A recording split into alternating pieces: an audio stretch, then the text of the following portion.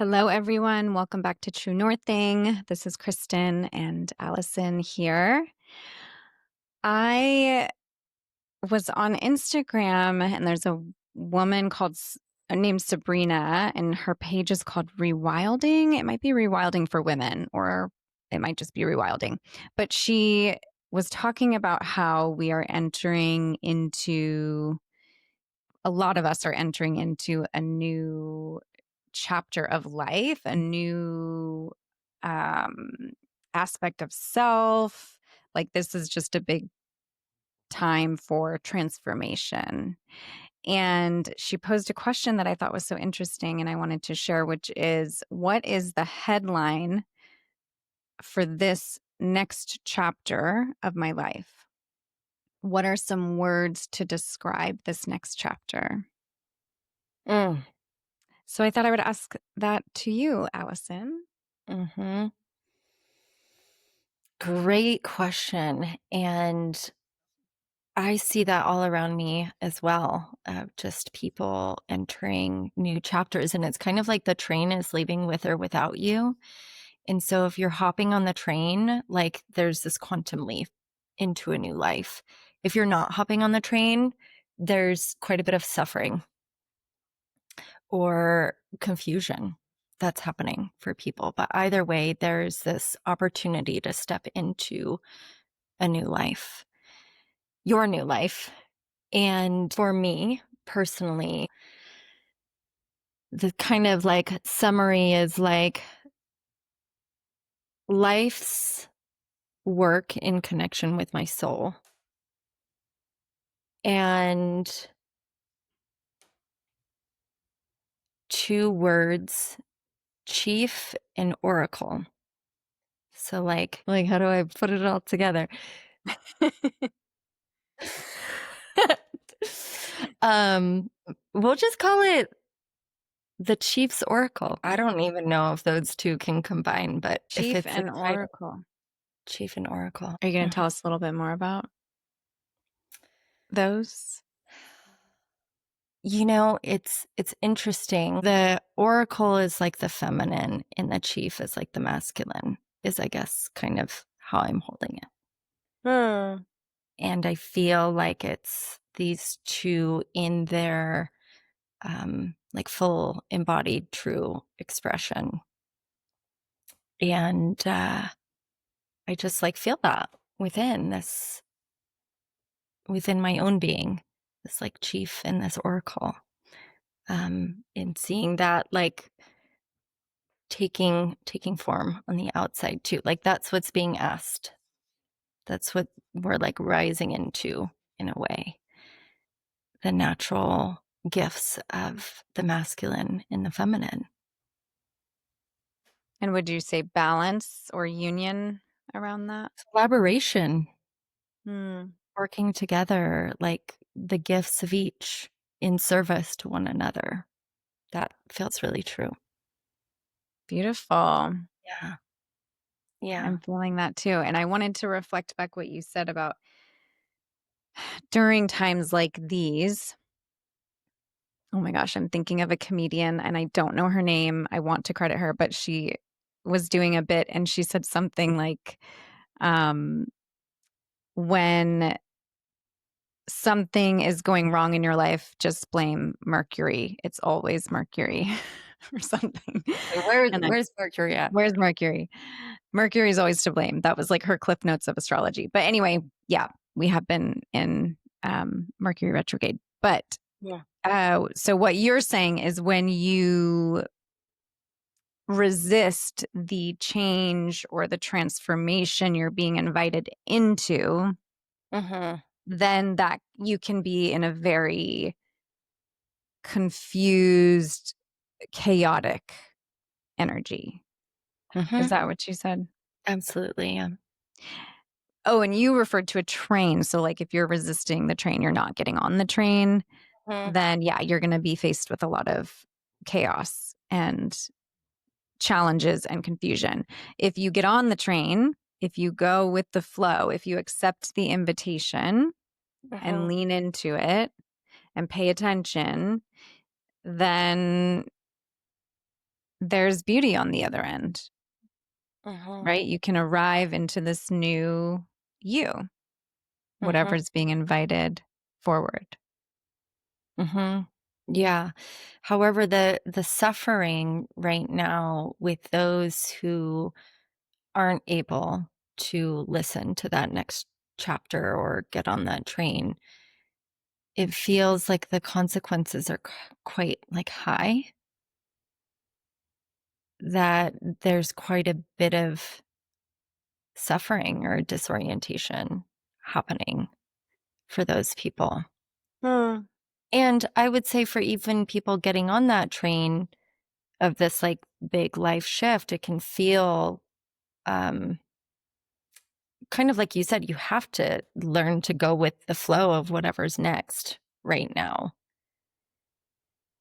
Release some maybe preconceived thoughts of what it should be or could be. Um, for some in really big ways that I know. But either there's, I guess, back to acceptance or suffering. So, right now in particular, it seems like the suffering is even more intense. It seems that way. Well, definitely, at least from my sphere of observation. Yeah. What about you? I'm curious to reflect the question back to you. Uh, Yeah. Well, and I actually hadn't thought about it beforehand, which is funny.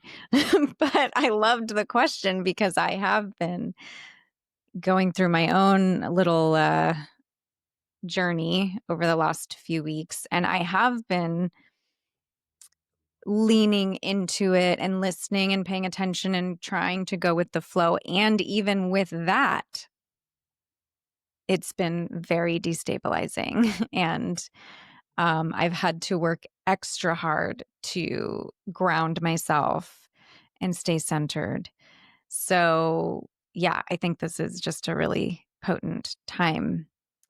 And what comes to mind, so maybe not a headline, but words to describe this next chapter of my life would be liberation, truth, like radical truth, and authenticity. mm, Those are the words that come to me right now. So I am excited mhm. about what that will bring. We Those shall all see. go together so amazingly. Mhm. Radical truth, authenticity, and liberation. It's like, yeah, I want to be in that stew. Right. Right. And yeah, I've been in a space of really recognizing truths that have been beneath the surface for so long that I wasn't willing to face and really listen to. And so this radical truth is like, even if it's scary, even if you don't know what's on the other side, just being very honest about what is, what is here. hmm I'm curious about this, like truth below the surface. And does it feel like for you that you couldn't acknowledge this truth under the surface because something else was feeling true at the same time? Or that it just wasn't the time? Or I'm just really curious about that experience for you. Yeah, that's a good way to put it, that maybe something else has been true at the same time. I want to say yes to that. Yeah, that there were maybe multiple truths and I was choosing which one took priority or which one I was going to validate Mhm, and really receive.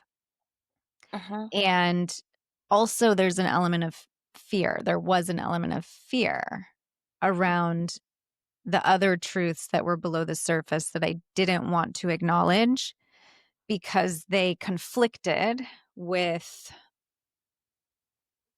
what I thought my life should look like, what I Mhm, wanted, a part of what I wanted my life to look like, mhm, and fears around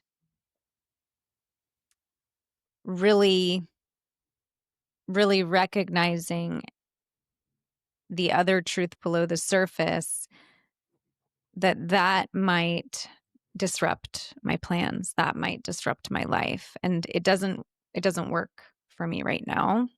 mm, And so I'm going to not listen to that truth. I'm going to suppress that one. So I think mhm, radical truth, what I'm really claiming for this next chapter, acknowledges all of the truths at the same time. They can all mm, exist. mm. Whereas before, it wasn't that way. I had to deny some and only allow myself to be with others. Does that make sense?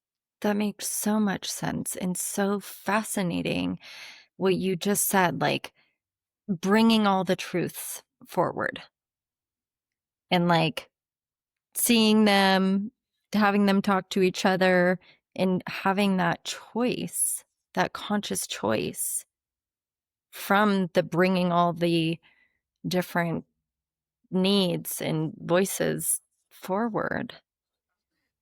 And that feels really liberating. That feels so healthy of like, okay, there's this truth in me, but it's in conflict with this one, so I'm going to like suppress one versus like bring them all to the table and let's see where we go from there. Oh my gosh, yes. I love how you said that. Right, let them all talk. Let them all talk. Of How do we course. work with all of this? How do we work Yeah. with all of this? Hmm. Yeah. It brings up some like question for me because like I know how I feel my truth and I know that you know how you feel your truth or experience your truth and I'm wondering if like you might describe it. Like how do you know something is true for you? Well, how do I know? It's just like a yes internally. Um yeah, like the thought or the feeling or the wondering shows up and there's just this internal answer that comes forward, and it's a yes when it comes forward. Not a yes that I like it, but a yes that is true. So it just feels like a yes inside without it doesn't necessarily mean that you like it. That's a good point, Mhm. but you know. It's just a knowing, right. Yeah. Yeah. And I think it's like a something that we train to listen to more. I think I'm not sure if it's true for men and women. I know it's certainly true for women of how often that truth has been trained to be like overridden. Yes. And so there's a certain practice needing to like develop the listening and take action on it and building that trust muscle with our own truth. Absolutely. And so I'm sure if you're used to really listening and acting from that truth, then it's just a louder voice and you're living in connection with it. But for somebody who has had to overwrite it so many times or mentalize it or make choices from other places, then it could be quite a bit more dim or quiet or harder to hear, but it's always there. And it will require an attuning to and learning what that truth feels like and sounds like for you. Such a good point. Mhm. Yeah. And what I like to do also is when there are multiple truths I'm sitting with, or it's hard to sort through all the different thoughts and feelings and possibilities to identify which one feels the truest, I like to play the scenarios out in my mind, like Mm, see it happen like a movie and notice how my body feels. So mm, that's one thing I like to do, and then that would be the moment where I would feel that internal yes, um, that internal knowing in response to the mhm, imagining. And then also with what you're describing for people who really struggle to listen to the truth and to identify it and trust it, trust the truth. Having somebody be your mirror, having somebody you can bounce it off of, talk it out with. mm, I mean, and again, you really I mean, I wish everybody had what we have, but mm, sometimes that's needs to be a therapist or somebody mhm. you hire to be that person for you because maybe you don't have friends or family who are skilled at listening and being a mirror and asking Maybe good you don't questions. have a best friend who's also a therapist. Right, right. I know. We're in a fortunate situation here. Yeah, and if I didn't have you with these situations, I would probably go to a therapist, right? And I Mhm, have gone to a therapist plenty of times. So, yeah, that is also huge to have the the situations or the feelings or the thoughts or the stories reflected back to you to hear somebody else say it and have it land in your system. mm, It it can sometimes hit differently than when you're stuck in your own head. And journaling, getting it all out on paper, mhm, writing it all out, uh, and then seeing it, reading it back also can kind of be that mirror. And you might hear it a different way or feel it in a different way. Yeah. mhm. I'm thinking about a time in my life that I actually really felt what, like, was truth in that situation, but I made a different choice because I wanted the movie of the other choice to play out. Mm. And there was, like, my maybe there was something else calling me. Maybe there was something else that needed to play out first before maybe I could fully understand what the truth was. Um, but or going back to this piece of multiple things being true, but ultimately truth was revealed and I needed to take action on that. But I just find it kind of fascinating that I knew and then made a choice anyways that wasn't connected to it. And thank God that I didn't make that choice in that moment because there were some beautiful parts of that journey. But I've also had to learn the hard way that the truth is, yeah, you can't avoid it. Even if you make a choice different, it's always going to gnaw at you. Oh yeah. Yeah. Well, you bring up a good point that we're not always ready for the truth or all the truths in any Mhm, given moment. And sometimes we do need to make a different choice that is out of alignment with our truth because there's something for us to learn there, something mhm, more that we need to understand about the not truth before we can really honor and recognize the truth. So, mhm, yeah, it is fascinating. mhm, And in the end, at least for myself, and I'm curious what you would say, because I've also had moments, I think, especially women, but all of us have those moments where we know the truth in our gut, mhm, but we choose the opposite thing because mhm, of it looks better, it sounds better, it's safer, whatever. mhm, It's what the mind wants. And eventually, well, kind of like you said, you can't hide from the truth. Eventually, you recognize, oops, I've known this truth all along, Mhm. and I did not listen. I remember hearing the voice. Mhm. I knew what was true, and I chose to not listen. Mhm. Speaking of therapists, I remember saying to my therapist a few years back, like, "I feel like I'm paying the consequences of not listening to the truth." And she was like, "Yeah." I was like, "Wait, what?" Weren't you supposed to comfort me? I know. She's like, Yeah. "Yeah, Yeah, because and there you're are right. consequences." There are there can be, I don't wanna make, like, a blanket statement, but I think that there can be consequences, and not in, like, a,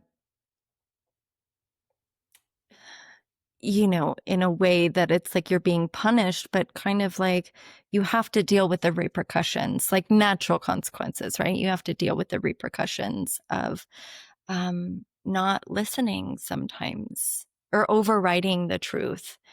And, yeah, that just kind of an interesting piece there too of, yeah, maybe we have things we need to pick up or learn along the way. Um, but also truth is truth. And so it always is going to be there. And for me, I know that even when I felt something, like my mind wanted it to be something else. And I just thought with enough will, the truth could change, Mm. Mhm. right? Or like maybe my mind has a better idea. Maybe I could make it truth. Yes. That's Right. interesting. But like that core guttural, intuitive knowing is exactly what it's described as. Mhm. Mhm. It's almost I think about too there is always a consequence to denying the truth, Mhm. and it will always be there, as you said, the Mhm. truth. It's not gonna go anywhere. It will always be there. And so, this is part of how I think if you just know that if you just know that denying the truth and choosing something different is not gonna change the truth, and the truth will remain, and it's going to follow you down this path to trying this other thing that's out of alignment, then maybe we could just to choose the truth in that moment and save ourselves however much time and energy trying to go upstream Seriously. down the wrong path. But then my second thought is so yeah, that's like the productive type A person is being like, that is way more efficient. Just It's cut to, super. oh, here's the truth. I know the truth. Here's what my mind and my ego is doing. It's wanting me to pick a different path and muscle my way through that and see if that's possible. But if I do that, it's a total waste of time. So just choose the Mhm. truth because you know this is how it works. Mhm. But then my follow-up thought is part of life there are no mistakes, right? And every choice we make is a learning and um uncovering new layers of ourselves. And so you could do that more efficient route. But then you might miss out on some really beautiful lessons. I say beautiful, they could be really painful too, but in the end, beautiful because they're changing you and transforming you if you allow them to. So it's like ease and truth and maybe joy and alignment Mhm. or the hard lessons. Choose your path. Mhm. Good way to put it. Um, and it reminds me of like true self versus like persona or personality. in the conflict that those can have, right? But I want it to be this person, or I think I'm this person, or I think this is the right way, or kind of these like ideals we can attach onto outcomes or who we are versus what's truly meant to be or what is. Um, and yeah, those can be in conflict. And it's the sorting out. And maybe through all those not listenings, I know this is true for myself. I'm like, oh yeah, I'm back to the truth. This time I'm gonna listen more. Okay. Yes, this time I'm gonna listen more. Wait, I didn't do it again, you know? And so each time it just anchors it, that for me, truth is very forward facing these days. And accepting it when it's not it always going to match with our ideals. And I would probably say often not. But can we trust that the goodness of our life exists there? And depends on the truth. Depends on the truth. Yes, Seems like a perfect conversation for us. it Truth. does. Yeah. Yes, very timely. So curious, anyone listening, any insights, questions, comments you have about truth, listening to your own journey with it. Yeah, maybe a moment that you knew the truth and chose something different, or what truth feels like for you, how you identify it. Mm-hmm. Take care, Thank you. everyone.